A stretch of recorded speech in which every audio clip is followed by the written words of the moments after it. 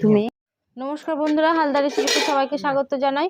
তো আজকে আমরা 2 রকমের ভাজা পিঠে তৈরি করব। তো দেখুন কিভাবে তৈরি করছি। মা উনান ধরিয়ে ওদিকে জল গরম বসিয়ে দিয়েছে। জল গরম করে ময়দাটা ভালো করে মেখে নেব। 2 রকম ভাজা পিঠার জন্য 2 রকম, এক রকম নিয়েছি আটা আর একটা নিয়েছি ময়দা। দুটো দিয়েই আমরা ভাজা পিঠা তৈরি করব। আমাদের ভিডিওটি অবশ্যই সম্পূর্ণ দেখবেন আর আমাদের চ্যানেলটি সাবস্ক্রাইব করবেন, পাশে থাকা বেল আইকনটি প্রেস করে রাখবেন। বেল আইকনটা প্রেস করবেন, যার জন্য আপনাদের কাছে আমাদের নতুন নতুন ভিডিওগুলি পৌঁছে যাবে খুব তাড়াতাড়ি। দিয়ে দিচ্ছি আমি অল্প জলের মধ্যে লবণ, গমের ময়দা,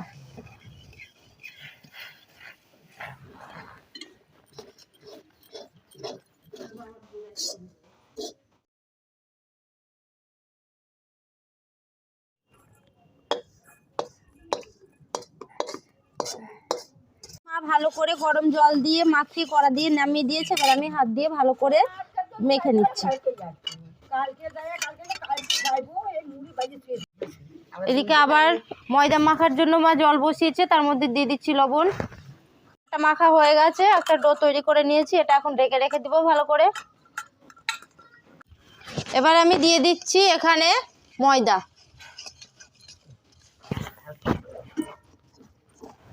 এটাতে দিয়ে দিব, আবার মেখে দিব।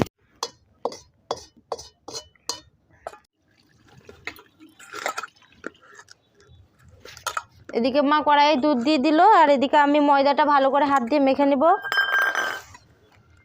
এলাচ মা ফাটিয়ে দিয়ে দিচ্ছে এখন দুধের মধ্যে।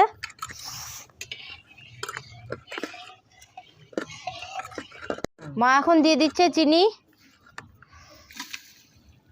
নারকেলটা দিয়ে দিব। এবার কোড়া নারকেলটা আমি দিয়ে দিচ্ছি।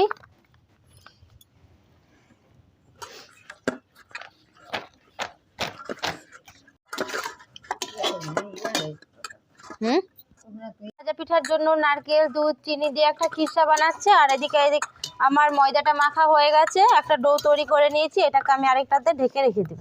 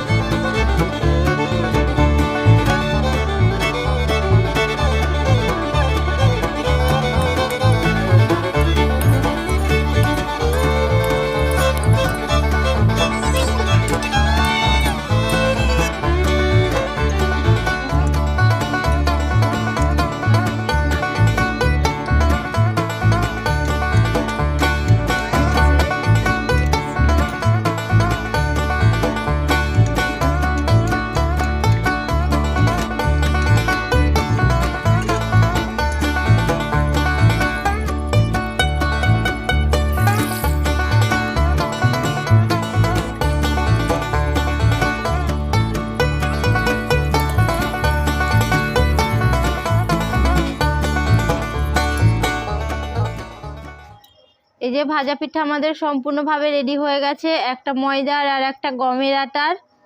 একই রকমভাবে 2 রকম ডিজাইন করা।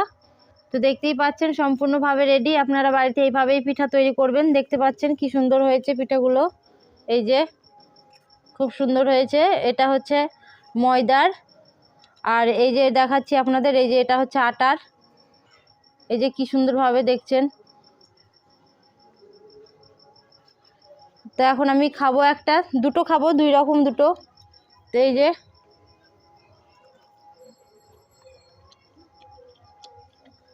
তো খুব সুন্দর লাগছে বন্ধুরা।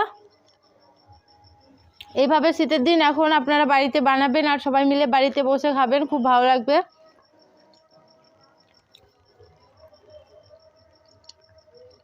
খুব ছোট ছোট পিঠে তো 2 বারেই শেষ।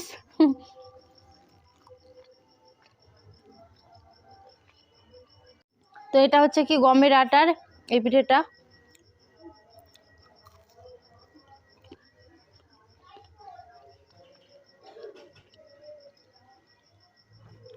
খুব সুন্দর হয়েছে। এটা গরমেও ভালো লাগছে, ঠান্ডা হলেও ভালো লাগবে।